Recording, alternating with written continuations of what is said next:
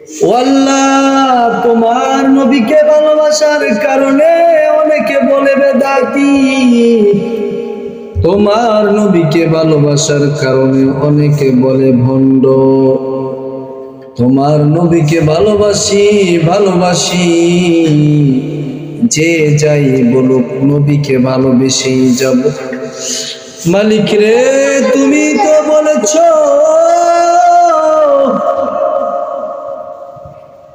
আমার নবীর ইত্তেবা করলে আমি আল্লাহর ইত্তেবা হয়ে যায়। তুমি তো বলেছো আমার নবীকে ভালোবাসলে আমি আল্লাহকে ভালোবাসা হয়। তুমি তো বলেছো আমার নবীকে অনুসরণ করলে আমি আল্লাহকে অনুসরণ করা হয়, ঠিক কি না? আল্লাহ, তুমি তো কোরআনেই বলে দিয়েছো মাইয়িতির রাসূল ফাকাদ আতা আল্লাহ। আরেক আয়াতে বলেছো ফাত্তাবিউনি ইউহিব্বুকুমুল্লাহ।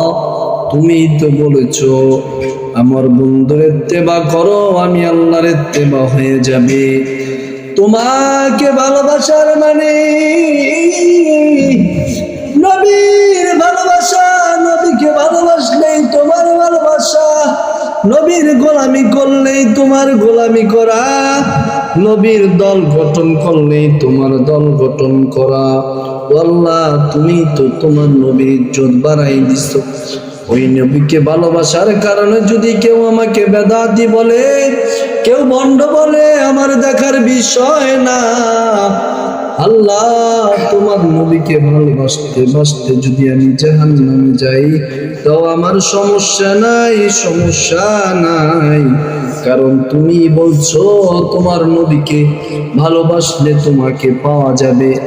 আল্লাহ, আমি আমার নবীকে ভালোবাসি তোমাকে পাওয়ার আশায়। মালিক রে, নবীর ইত্তেবা করলেই তোমার ইত্তেবা করা। আল্লাহ, নবীকে পাওয়ার মাপকাঠি কি?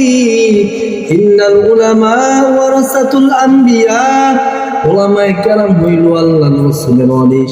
হক্কানি উলামায়ে কেরাম আল্লাহওয়ালা বুজুর্গদের হাত ধরলে নবীর হাত ধরা, হক্কানি আল্লাহওয়ালা বুজুর্গদের ধরলে মেহমানদারি করলে তোমার বন্ধুর মেহমানদারি করা।